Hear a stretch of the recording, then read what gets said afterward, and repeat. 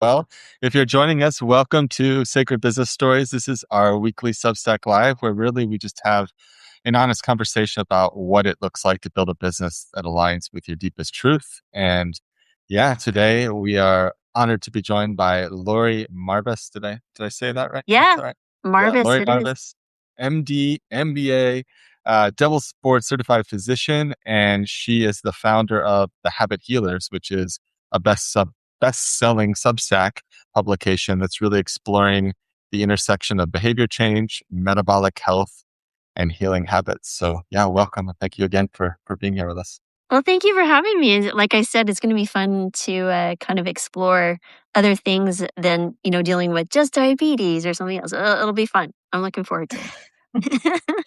Yeah, thank you so much for being here. And I always like to remind people why we created our live show, our Sacred Business Stories. And it's really for inspiration.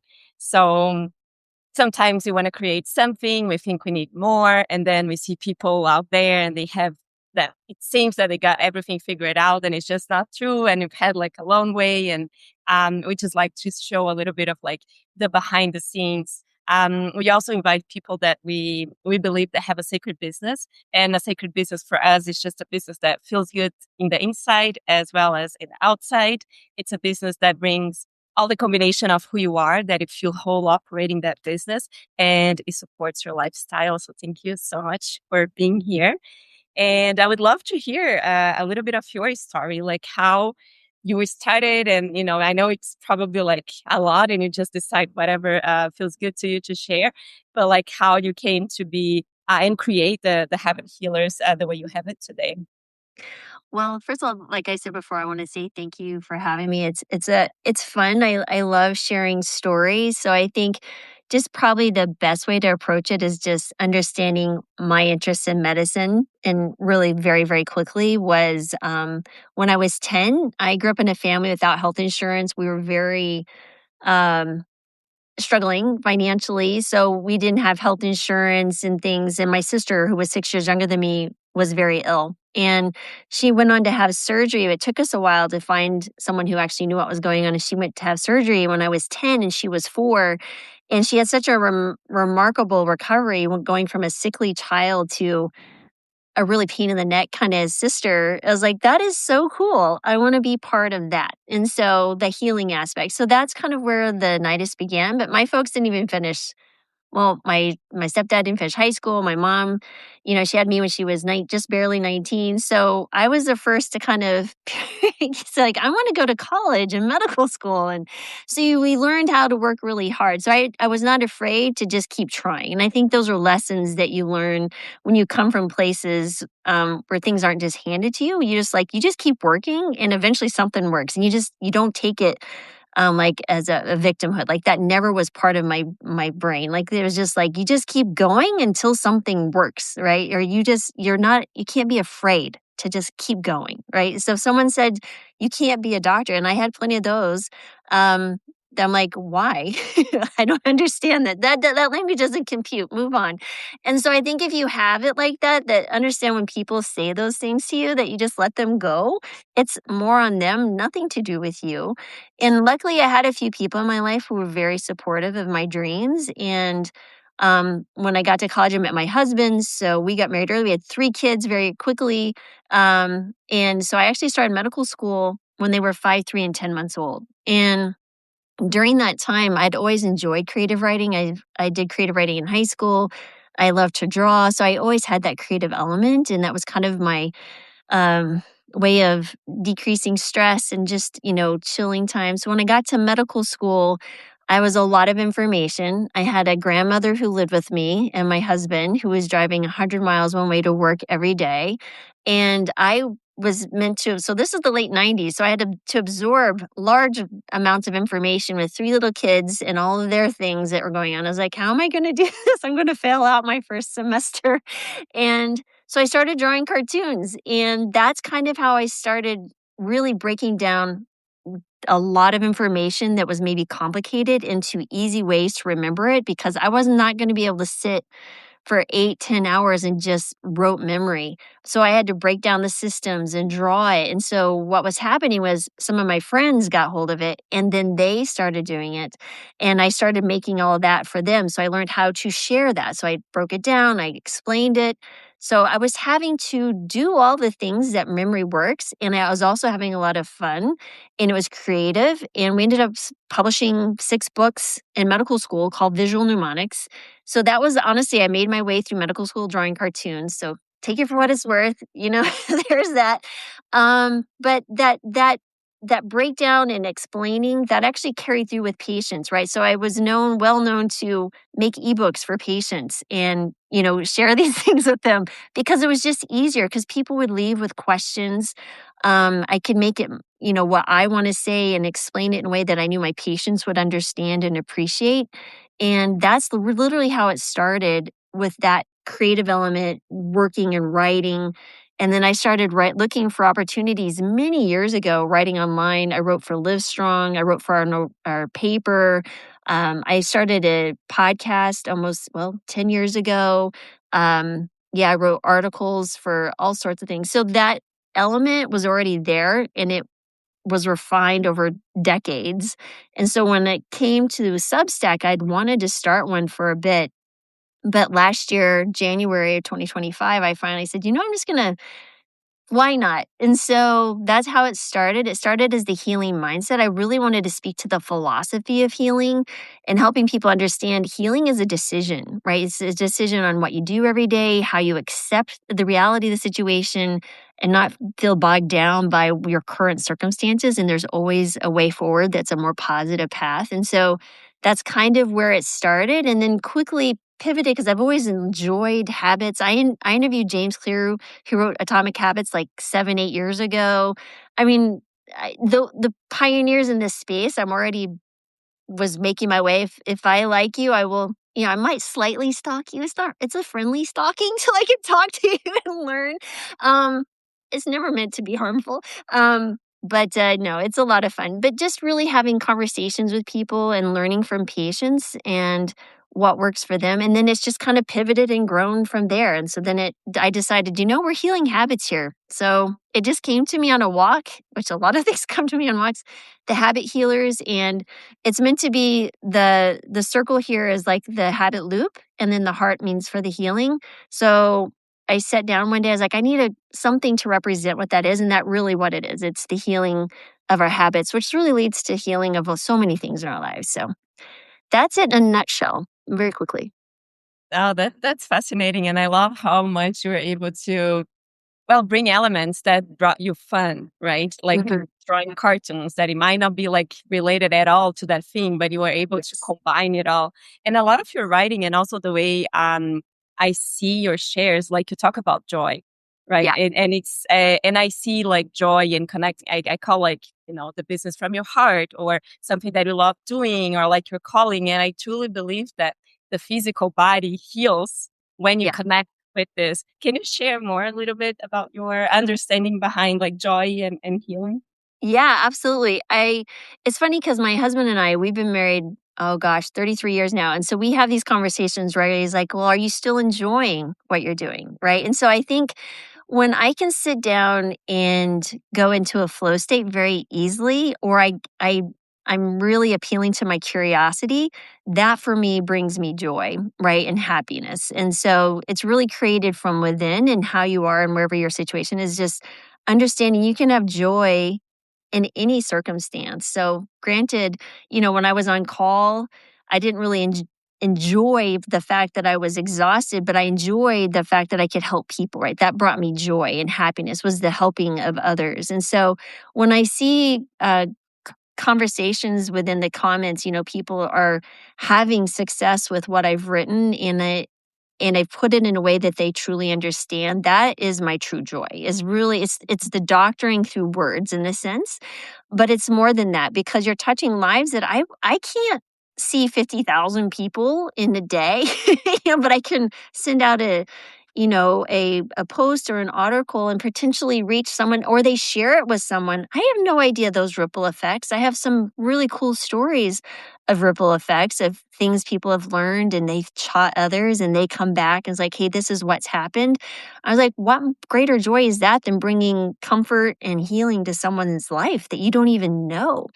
And then they share it with others. I mean, that's really what I feel that I'm put here on earth to do is to be an example to the best of my ability and always refining and improving. Trust me, there's plenty to improve in a way that is not offensive to anyone, but at the same time, push people to like, you can be better, but there's ways to do it where you don't feel defeated at the beginning, right? So sometimes people feel the reason I really focus in on that tiny piece is because I see this regularly in clinic, right? Or my own practice is where people struggle because they want to I want to run a marathon. I'm like, well, first let's get off the couch.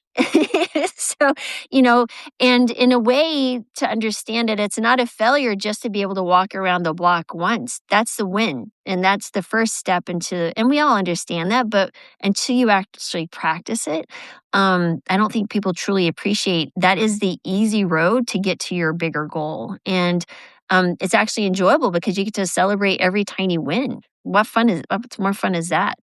So yeah, that for me is the joy, is just seeing people succeed. Mm.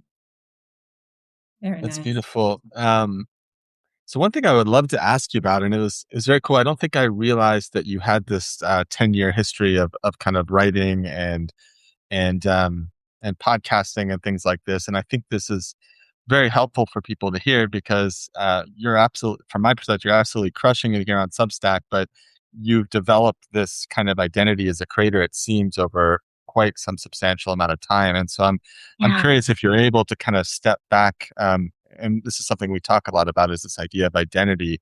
How was that for you? Like that transition from maybe kind of doing things more traditionally as a physician, and then making the decision that you wanted to kind of move into this new space. Yeah, I'm just curious how you relate to that, if you're able to go back a little bit. Yeah, so I think it started. So I was active duty Air Force when I first went out of medical school, and so and my husband had been active duty prior to mine as well. So we we had some really interesting experiences in a setting where I didn't have control.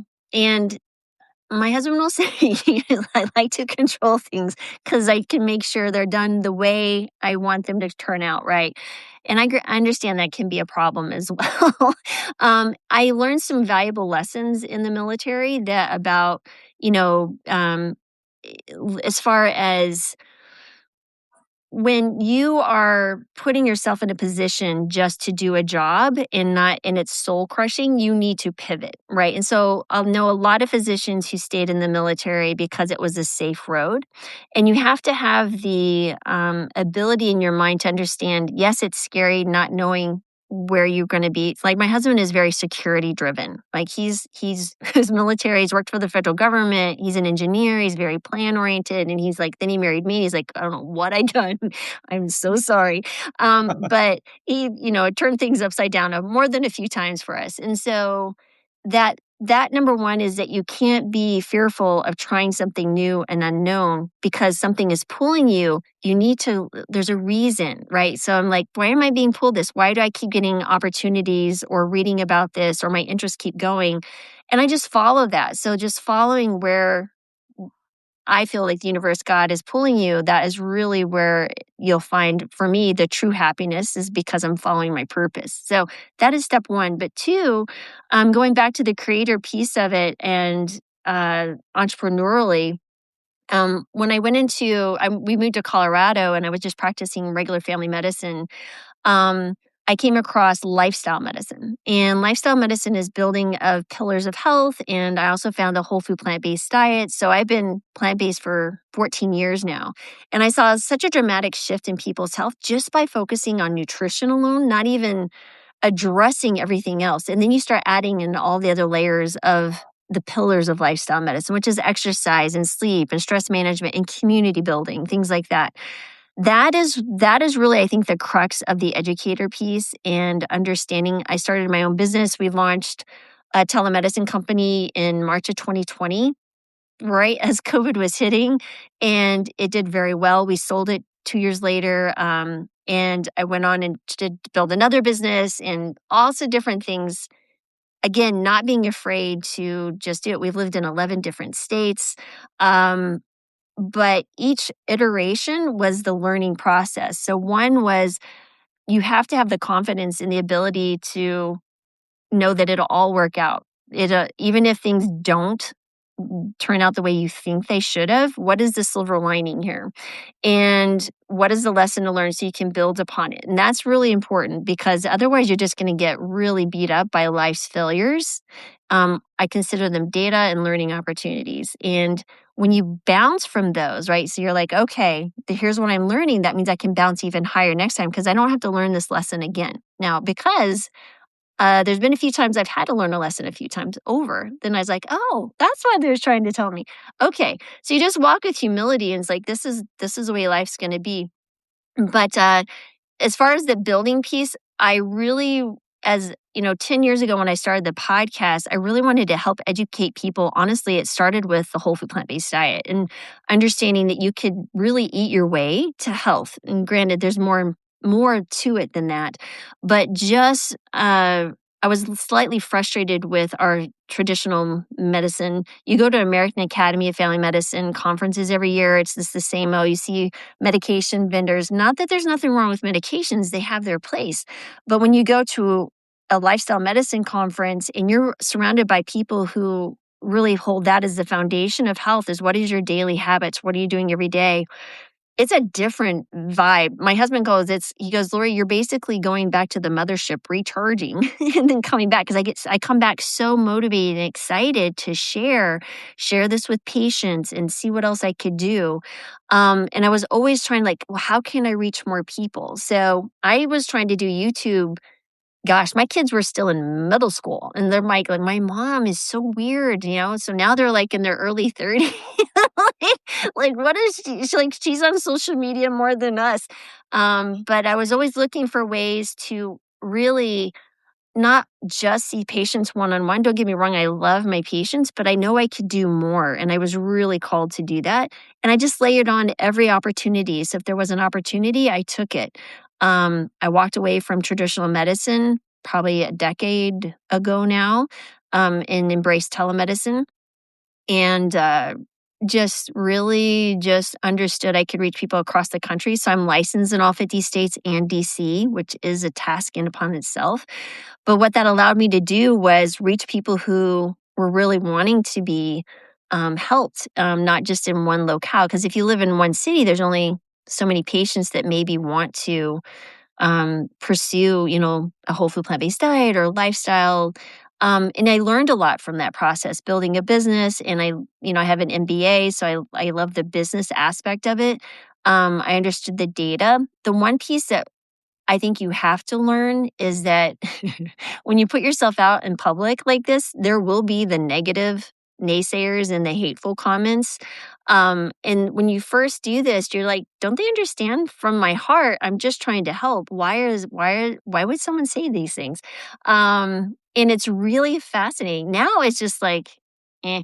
But in the beginning, you kind of get your feelings hurt a little bit. And so now you just get a really thick skin. And I look upon them with compassion, going, man, you must have had a really bad day to have the energy to write back to a stranger who is just trying to help. And you can unsubscribe, move on. You're not my people. And that's okay. But I usually try to love them back, right? If I can, if I feel it won't cause things to get worse, I'll write back a comment that, will hopefully it's like, hey, I hear you. I feel there's pain coming from you. And I hope you have a good day. It just meant to be helpful. And many times people will back down. You just hit an emotional spark. So if anything, that tells you that you're doing something, right? You're writing something that's going to be challenging for someone and you're making them maybe open up their mind and the perspective. And it's just amazing. But that piece was, I think, the hardest. And then looking at, like, when you look at data on Substack, I think these little, I'm always trying to grow. And I'm like, I'm never quite satisfied with our growth. And we've done amazing growth, like, holy mackerel. It's when I go back, it's like, good job, Roy, but we could do better. So, you can't, you can't be afraid to look at what's not working and pivot. So I changed my name from the Healing Mindset to the Habit Healers. I've done series across a month and that went flat, so like, okay, we're not doing that anymore. Or, I tried to convey something that I thought was interesting and it went me. And I was like, man, you guys don't find this interesting? Come on. It's like, I'm really trying here. Because then you're always looking also, like if I'm like, I'm just finished the book by David Sinclair called Lifespan. And now I'm like, aging is a disease. This is a very interesting concept. How can I pull that out? So you start digging the research. So I'm just allowing my natural curiosity to pull me in different directions. But as far as the creator element, right, you learn, you pivot. What else are you interested in? Where are the opportunities? Substack's a fantastic opportunity. YouTube has its element. We're just figuring out Facebook. We've grown our Facebook following 50,000 in the last 2 months. And I think that is one thing people are missing out because Substack actually has a very limited population, right? So we have 35, 40 million users on Substack, but Facebook has like 2.8 billion. So if you can figure out how to have a presence and funnel them, the concept of funneling, Russell Brunson's concepts and those things are very, very helpful. So we're funneling patients, funneling subscribers from Facebook and bringing them into an ecosystem where you can cultivate, loyal readers and help these folks. And that's actually been phenomenal. You can't be just afraid to expand and try things. And if it doesn't work, no big deal. You learned and you move on. Um, eh, I just literally just love tinkering. This is the thing. Tinker, tinker, tinker. But give it a long enough time to see, right? Give it a month or 2 months to really appreciate, is it going to take off? And you will see lags, right? You'll see it come and it'll be a plateau, maybe for a week, 2 weeks, 3 weeks, or even a down, whatever. You're like, learn that lesson and up. Sometimes you'll put a post and you'll get people unsubscribe, like, this is not what I wanted. I'm like, oh, okay, lesson learned. But don't take it personally. It's just data. It's all good. You're still going to help people. So, yeah. Yeah, I think you touched like there was a lot of wisdom in everything that you shared, and the way I was relating, like for me, and I love like nervous system regulation and understanding like the body. And one of your things is like your body was designed to heal if you are in the right environment. And I Yes. relate like healing with creativity a lot. Mhm. So like for you to be creative, you need to be in that parasympathetic stage, right? Like there is a way of being that, and people talk about that all the time. I'm like, I'm stuck in survival mode and we're constantly like reacting. And I think that the way you described your path, I'm like, there is this pulling, and then I'm curious and I'm going towards this, comes the foundation from a well-regulated nervous system. Mhm. So, even though like, yeah, like you can heal your body and this is very important and you need to create all the circumstances and all the habits. But I feel, and a lot of people that read us and people that we have conversations, it's really hard to follow the pull. Mm. And my understanding and my experience with clients and, working with the things that I worked for over the last couple of years, like it's because you are stuck in survivalship. And the pull, your ability to follow that comes from you being regulated. So I would love to hear your perspective because it feels that it's like easy, but I know how much people struggle with that. And I think that like the tiny habits, moving your body, like drinking water, and like a lot of little things. This is actually contributing not only for your physical body, but for you to step fully into your creator self. So I'd love to hear from you. You just said it all like in a very beautiful way, but I'm just, Yeah. in that context because it's fascinating to me.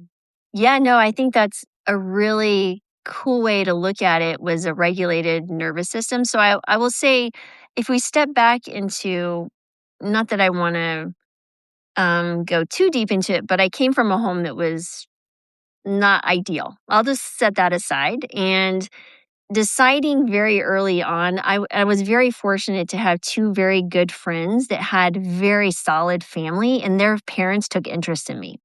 And my grandmother took interest in me. And so that being said, I had adults in my life when my primary family was not able or capable to provide that. So I had some stability early on. And I think you will find that people who come out from challenging childhood trauma experiences, that they usually had somewhere in their early childhood or somewhere that an adult stepped in and took interest and said, provide there's another way. And so I was very, very fortunate to have that happen. And so as I had people speaking on both sides to me, negative and positive, what I understood was, and I had some amazing teachers as well, which were just life-changing human beings. God bless teachers.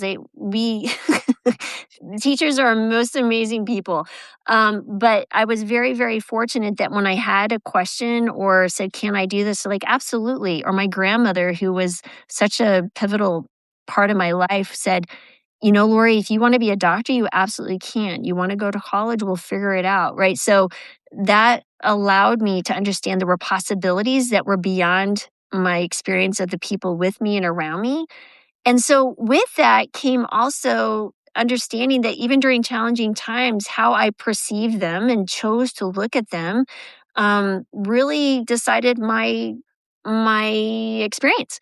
And so that's how I look at habits and building habits, right? Is really, this is how can you do this, walk into this with the least amount of resistance in a calm state, because you're not going to be open to the possibilities if you're worrying about something in the future or you're just stuck in the past, right? You just have to let that stuff go, right? And this can be very challenging to people because they've hold on to a victimhood as an identity, right? And so sometimes I will find patients who are struggling with the same loops that are just so defeating for them. When I challenge them to say, like, we need to, or they keep harping on, well, when I was a kid or this and that. And I'm like, I appreciate and I honor your past, but you cannot let that continue to dictate your future. And when we choose to do that, that's where we continue to struggle.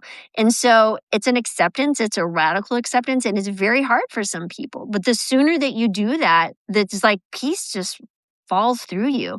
And then you're open, and then you start seeing some crazy things happening in your life. You're like, wow, there's this opportunity. Then it's almost too many opportunities, right? Because then you got to decide where do I go?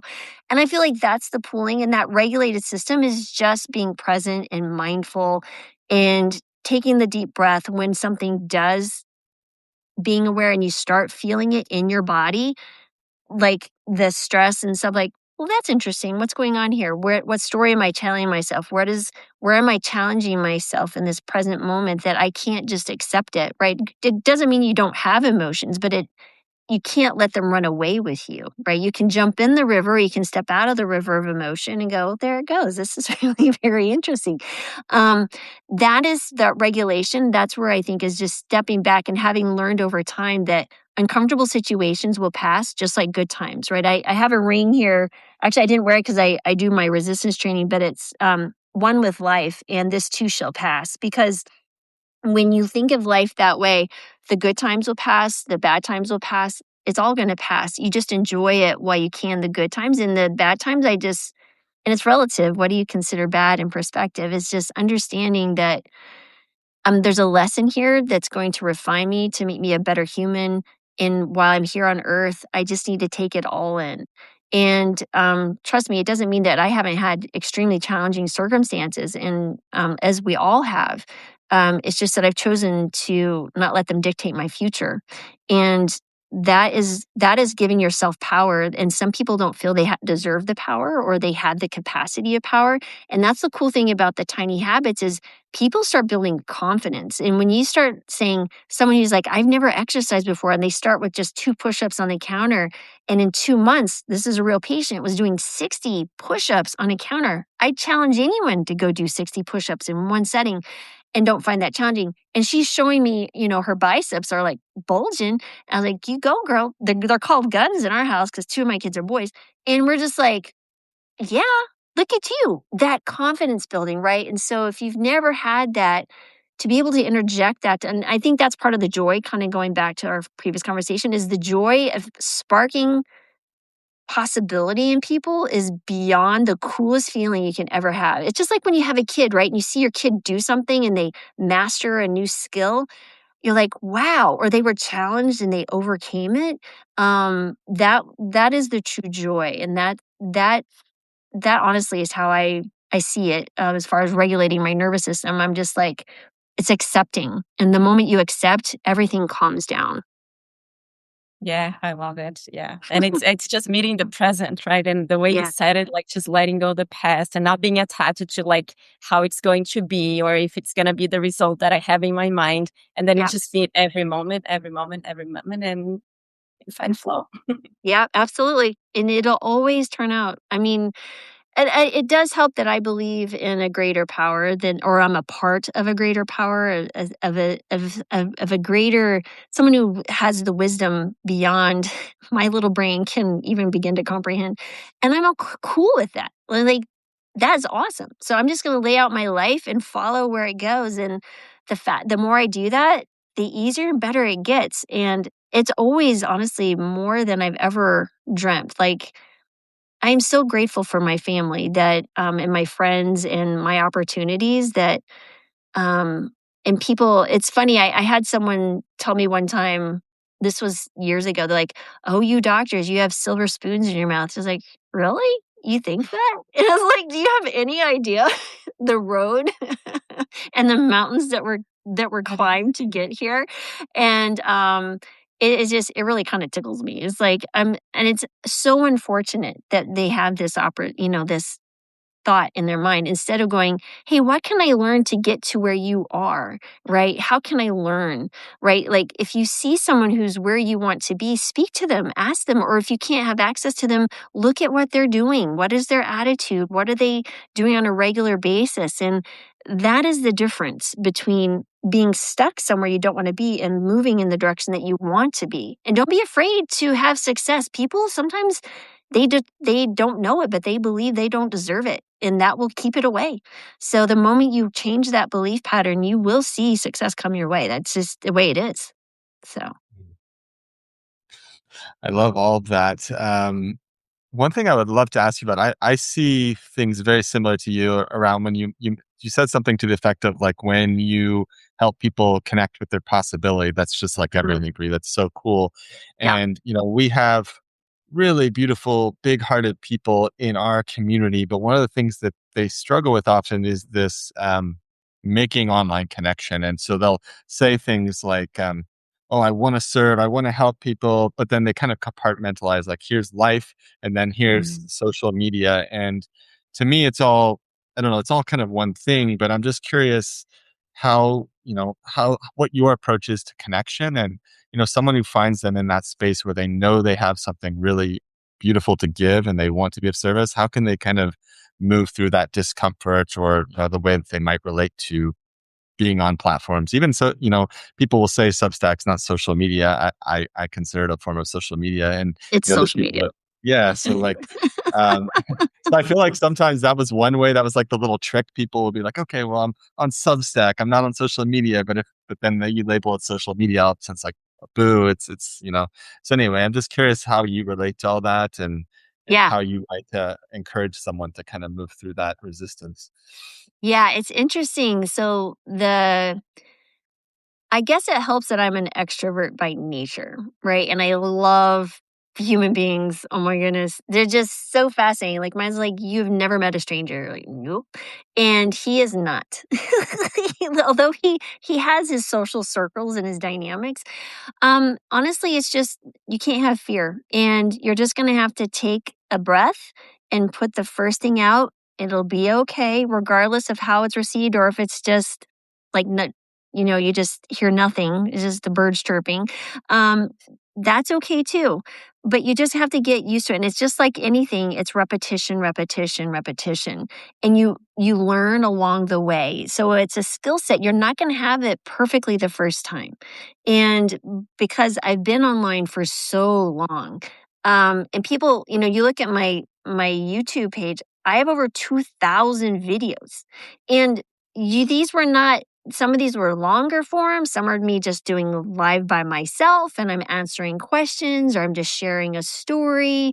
Sometimes it's interviews with other people like here. You just have to be very comfortable with what your approach is. Now, some people don't want to put their mug on face. Like I know I've been told I look like a boy. Some people didn't like my voice. I'm like, I'm not your flavor. It's cool. Move on down the street. And so it's okay if you don't want to put your face up. Build something that you enjoy and love, and uh, don't don't be afraid to take that first tiny step. So I feel like this is almost like a habit. Like you just make it small. Put out your first note, and then you put out maybe your first mini course, or you put out your first Substack article. Um, and just know that you have to practice, you have to put in the reps. We didn't come out of the womb running. This is the same thing. You're birthing yourself into a new job. It's I mean, it really depends on how you want to perceive it. Some people think they are owed an audience just because they're pouring out the heart into something. And so it really depends on how you look at this. What is your perspective when you walk into social media, and what is your goal, right? So for me, it's a business, right? It's part of my business that I love and enjoy, but it's still a business and you have to treat it as such. Now, there's also hobby. So people feel like the hobby is a business, but it's not, right? They don't come in with it in the same attitude that business has its ups and downs. You have to make tough decisions. You have to make choices of where you want to pivot or not. Hobby is just something that you enjoy doing. And some people feel like, oh, I should just be able to turn on paid conversion and people should just pay me for just sharing my life story. That's not how it works. But if you want to share, go ahead. So first of all, like, what is this? Is it a business or is this a hobby for you? But if it's just a hobby, that's okay. There's nothing wrong with that. But if you want to make a business, you have to walk in with a different attitude and you have to be definitely put fear aside, right? Fear is just a hindrance. It's just something you're just gonna have to jump over. And yes, it takes a little courage, but guess what? You'll still feel like some days, when I put out something and I'm not quite sure how to go. Like today, I posted. I found that doing too many notes, my audience doesn't like. Right? They're like, you're just too much in my feed because I was like 5 or 7 times a day, share, reshare.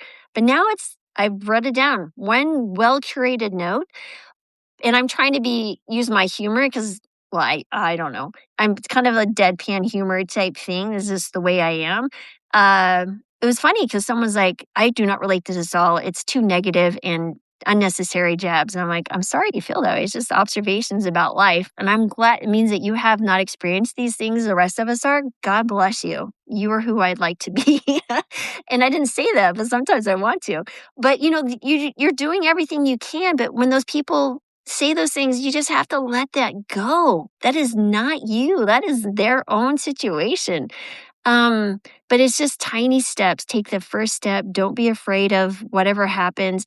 But you do have to decide, is this a business or is this a hobby? Because that will dictate how you approach it and how you need to be thinking about growth and how you turn the knobs and levers, because it is, I am working on this every single day of the week. And people are like, oh, this online business stuff, it's so easy. No, it is a lot of work. I don't people understand. There are articles that I've written in the past that had 40 different, references.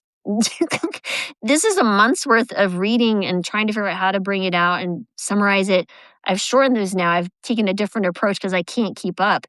But you have to understand it's a lot of hard work. But if you love it, the work is actually not that much. You just have to be careful not to do too much and isolate yourself from the people you love and doing the things that you need to be doing to take care of yourself. Because I can very easily go in that direction, as my husband will attest every day.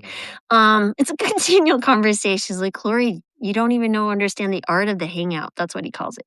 And I was like, you almost feel guilty when I'm not productive. So that is something that I need to work on a continual basis, because I'm like, that's just the way I am. I've just always been a workaholic, but you got to learn to pull back when you can. But oh man, there's so many things you could talk about this subject. So I hope that answers what No, you're it thinking. does.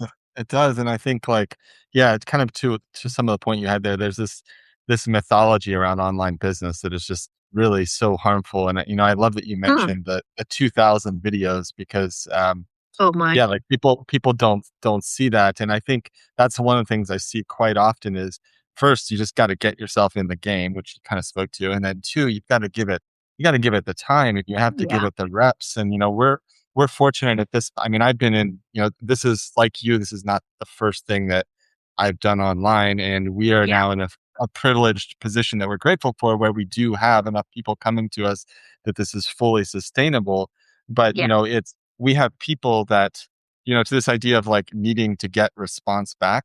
We have Mm. clients that become our clients that they've been on our list 90 days, 6 months, sometimes a year. We've Wow. never heard from them. They've never commented on anything. And all of a sudden they show up on a call and they say, hey, that thing you wrote 6 months ago changed so much for us. And now we're ready to move forward. And I would love your support. And, Awesome. and I mention this because, if you're just kind of starting out, I feel people they don't see that, and they don't give it that time to recognize it Yeah. might need to be 90 days, 6 months of reps. And there's ways to work with that depending on your circumstances. But yeah, I just love that you kind of illustrated that. And that was something like one of my in the habit space, one of my friends, actually one of my mentors. I don't know if you're familiar with Leo from Zen Habits. He was like an Yeah.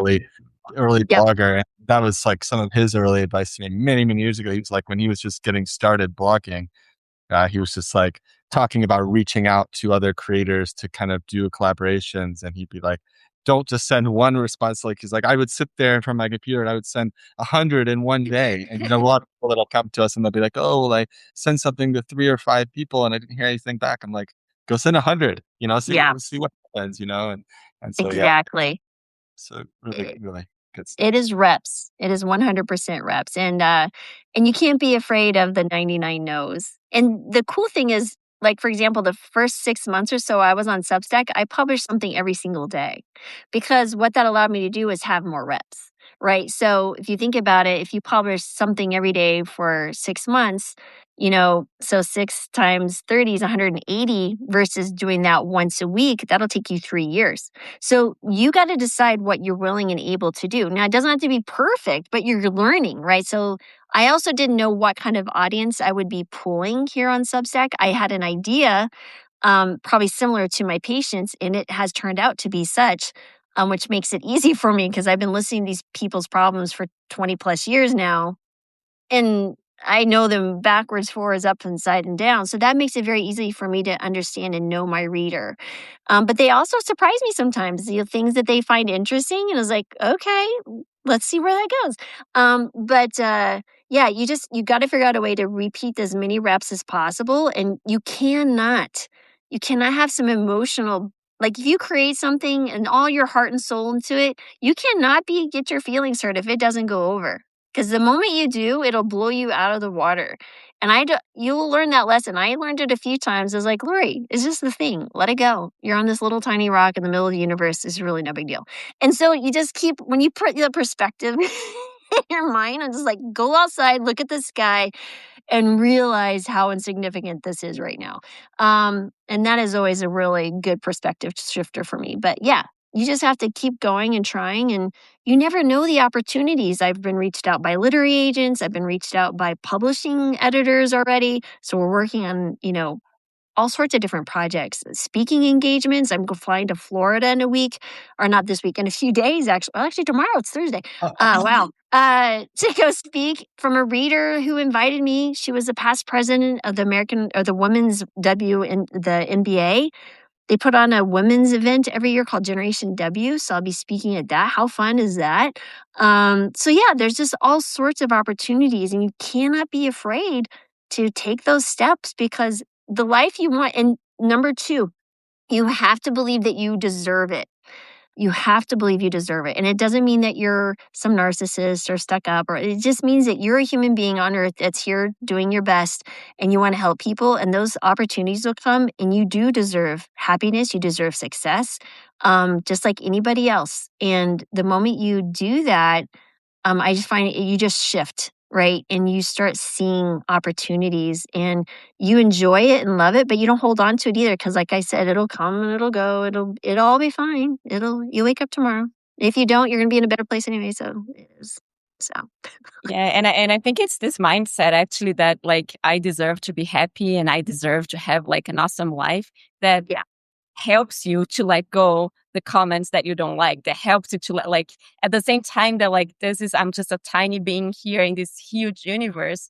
I also am everything in my own universe yeah, and I need to create it on my way, like, right? And yeah, if you don't have that, and if you don't have the sense of like I deserve, or that's why I came here, it's like my birthright to be happy and yeah, joyful and enjoying life, then all of those things that comes from the outside will actually prove that you do not deserve, and then you just like yeah. fall off track and you don't keep going.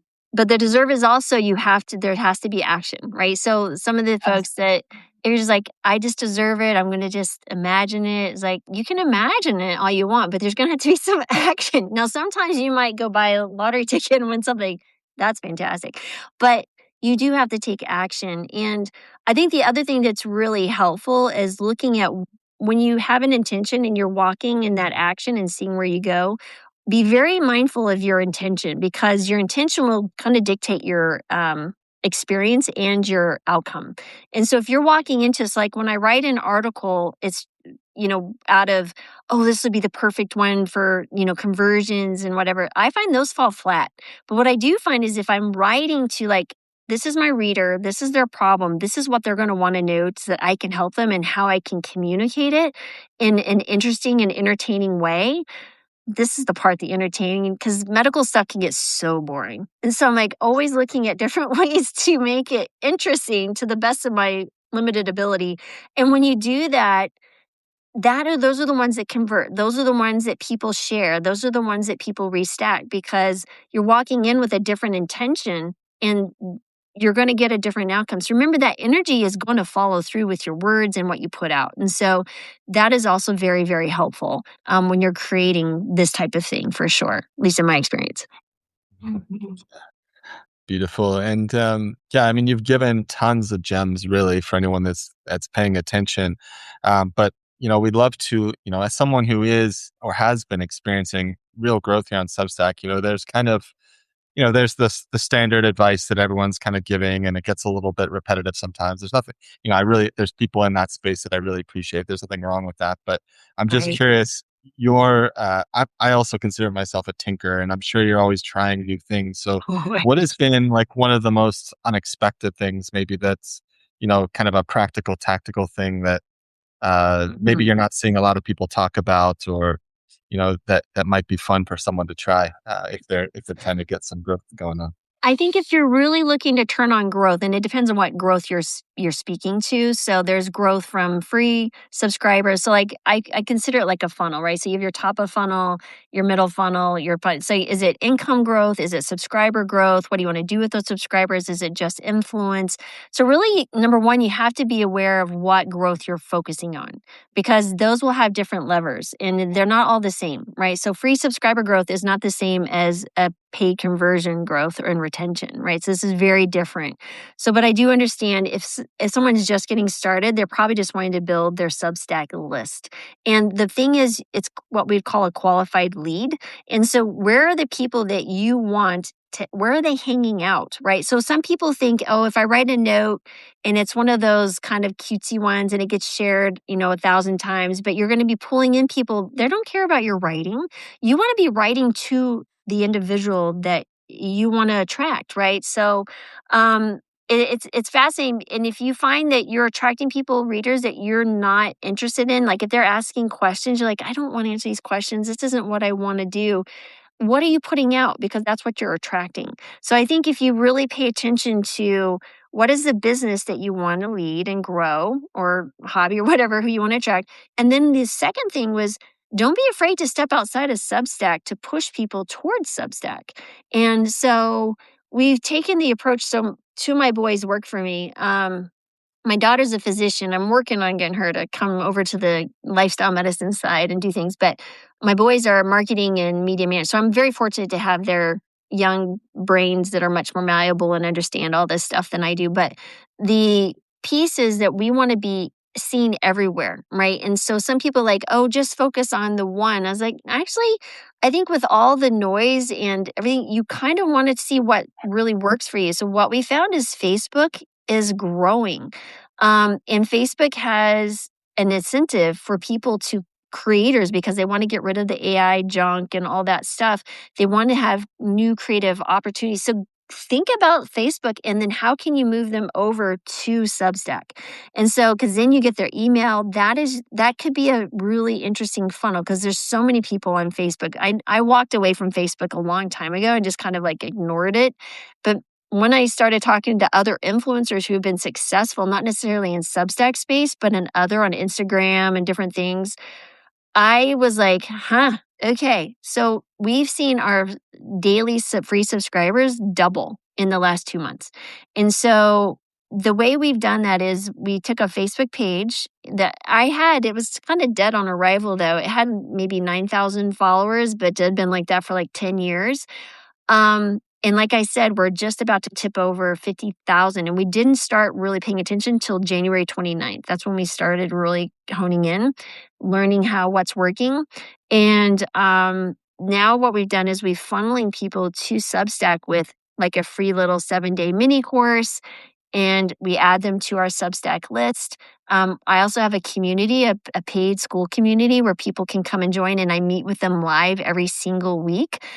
So that's kind of the next layer. So we have the free, we have Substack, and then we have the community where I can really get to meet people and work with them and learn from them. And so that would be, stepping outside of that, and then using your readers for inspiration and testimonials, right? So grabbing those folks and asking them, send them a little Google document survey in your chat, like, hey, what have any of you had success? And some of those I turn into to articles. So this is the other piece here is that when you write one, you have a new post. There's a post, and it's your testimonial that you can use. I have around 4 or 5 of those right now, and I can always pull those back, right? And it's like, share those stories. People will send me, 2 or 3 paragraphs. I started doing this, Dr. Marbas, and I saw this happen. And I was like, can I write a story about that, please? And so that is how you approach that. So using the opportunities that are presented to you, like, how can I turn this into something someone else? Because if someone had success with you, that is who you want to attract. So grab them, utilize them, and look for other opportunities. If you have opportunities to speak, to go on podcasts, to start your own YouTube channel, or go on someone else's YouTube channel. Because I've stopped accepting new patients, wherever I go, I have a QR code for my speaking. Is like, let's connect on Substack. Let's connect on Substack. Let's connect on Substack. This is literally all they get. People ask, what can we do? I was like, share my Substack, share my Substack. And that is where you'll see that acceleration of growth. And it does. It's like, you'll see this and then it goes, woo, right? And that has been really cool, fun to watch. And you'll hit, there's a tipping point for sure. Mm-hmm. Mm-hmm. Yeah, I love that. Well, you just kind of answered Substack, come to my Substack. But if someone's listening here on Substack, of course, and maybe they're getting familiar with your work for the first time, is there any particular article or experience? I think you mentioned like a mini course or something. Like what would be a great starting point for someone that might want to get more familiar with your work? Oh, I think probably the easiest is just go to the Habit Healers main page, and I try to pinpoint. The way I have it set out is, and that's also another thing with Substack. If you're building a Substack, is looking at how are you formatting your Substack. I use the newspaper one, and it has the most popular ones on the left side.